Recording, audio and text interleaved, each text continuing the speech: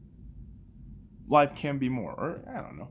I don't know how fucking people analyze goddamn anime, but certainly, I mean, that's just the way I read shit at times with manga when shit's just so well done. And of course, I mean, it wouldn't be One Piece without talking about inherited wills, right? Where you have, again, idea of freedom becoming a manifested idea in characters like Gold D. Roger, Monkey D. Luffy, or again any of the Straw Hat Pirate crew who really do want to have that idea of living their life to the fullest and to just live their dreams. It's inherited wills of the past generation, where in their failures they want the success of the future generation to blossom. And it's something that has just made One Piece so fucking good to read, where the inherited wills, I mean, it certainly does, stroke our brains with what the mystery of what Oda is gonna fucking put out there. But yeah, with the things that are already out there, with the Straw Hat Pirates, individual goals. I mean, they're pretty much inherited wills with what they wanted to do within their past and whatnot. It's just good stuff, man. And again, with One Piece, I always tell people, I mean, I would absolutely recommend it to anybody, but if you don't want to get stuck in some rabbit hole shit, don't get into it, because it will reel you in. It will fucking just, I don't know, have you thinking One Piece all day. I mean, listen, man, I'm one of those cats. After reading and pretty much catching up to all of One Piece, I went ahead and bought the PlayStation 4 game, Pirate Forces, One Piece Pirate Warriors 4. And that game, Muso game, Dynasty Warrior style, such a fun one to play. And when you see that level of fanboyism, you know it got me real fucking good. And man, you know what I'm going to do? I mean, whilst watching the remainder of this playoff game, which I do have off in the side, I'm going to go ahead and with this little One Piece artwork, I'm going to enjoy some hockey, maybe go ahead and read some more One Piece. But you know what? That will do it for me on this episode, boys and girls. So tune into tomorrow, and I'm going to be talking about some more sports ball shit. So, till next time, fuck off.